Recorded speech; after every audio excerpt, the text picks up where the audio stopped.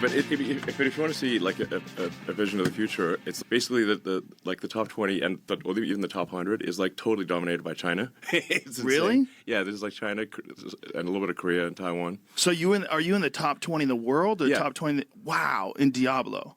Yeah. Do you want to tell everybody your handle? No, don't tell them. Don't tell them. It's not worth it. They actually listed me with my actual name in the list.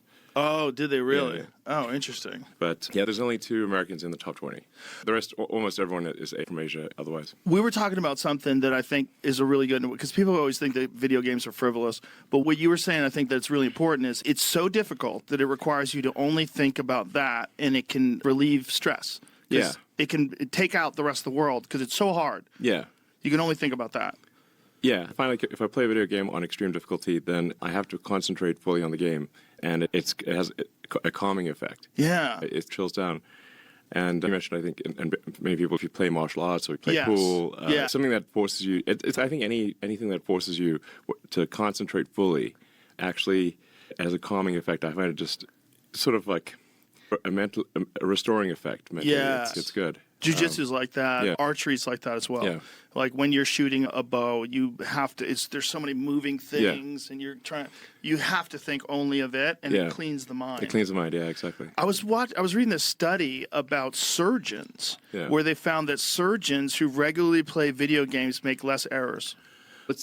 Video games require manual dexterity, so it makes sense. Completely makes sense. I mean, actually, if somebody was like ever good at video games, I'd say like the surgical skills can be very good, because in order to be good at video games, any kind of fast reaction video games. Look at this: 32% fewer errors, 24% faster, and scored 26% better overall than their non-player colleagues. Oh, I believe that for sure. That's incredible. Like that, you should be required in medical school to play video games.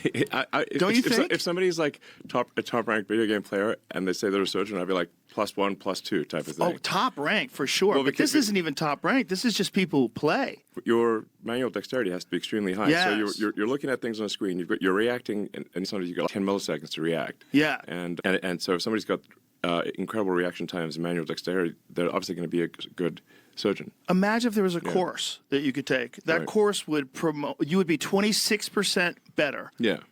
Everyone would have to take that course. Sure. Why would you want a surgeon that's less prepared? You would say, "Hey, Bob, did you take this course? You didn't take this course. Don't you understand this course makes you 26% better?" Sure. You would have to take it. Everyone should have to play video games if you want to be a surgeon. I think it certainly would be a very good test to see if somebody can't play video games well. Like that means, because you got to move both hands simultaneously. Right. You got to react to something very fast, then on the screen. And if your keystrokes or your mouse clicks or whatever are wrong, then you lose the game. If somebody has a good rank in video games, I would say that their manual dexterity must be extremely good. It's so their fine hard. motor skills have to be excellent. If you think about StarCraft or any game like Quake, any game where a lot of people are playing, to rise to the top, you have to be exceptional, period, as a human being. Yeah. There has to be something exceptional about you. Yeah. Actually, for mention Quake, way back in the day, I was one of the world's best Quake players.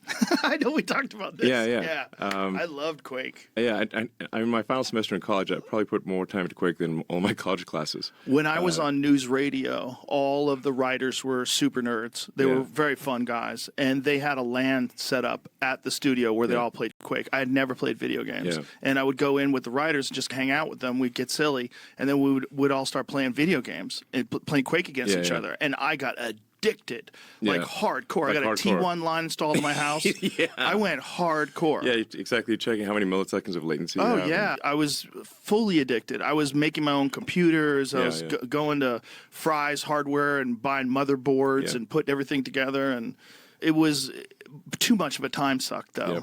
I'm an obsessive person. I can't get involved. Like, I can't play golf. No, golf is too slow for me. And a lot of people find golf good. And I guess if you think of it like I guess if you're saying you're going to walk outdoors with friends and occasionally hit a ball, and you're just as an outdoor walk, then that's cool. And it does require concentration when you're hitting the ball, but it's too slow for me. Nothing compares to video games in terms of the amount of feedback you get. Like the sensory overload you get when you're looking at a large, high-resolution screen. You have a fast computer. You have headphones on. That you're hearing sounds from here and sounds behind you, and rockets are flying by you. And there's nothing like that. Yeah. But I think golf still is, Jamie will tell you, Jamie's an addict. He's a golf nut. It's super addictive, and it takes 8 hours a day. Once you get into golf, I guess any sport, it gets super addictive. So, but for me, the intensity of video games is hard to beat. Yes, the people dismiss it because they think it's just a waste of time. But we're showing like real world benefits of people playing video games. Yeah. If you want to be a drone operator, it's the only game in town. Yeah, I mean, absolutely. You have to get really good at video games. Yeah, for sure. In fact, I can actually tell like what my mental acuity is if I play a very hard video game. So if I'm trying to get like an extremely good clear time in Diablo or something like that, a first-person shooter, whatever the case may be, like if I can tell that I'm tired or my brain's not working as well as it should. It's like a mental calibration. You can tell immediately how good is your mental state.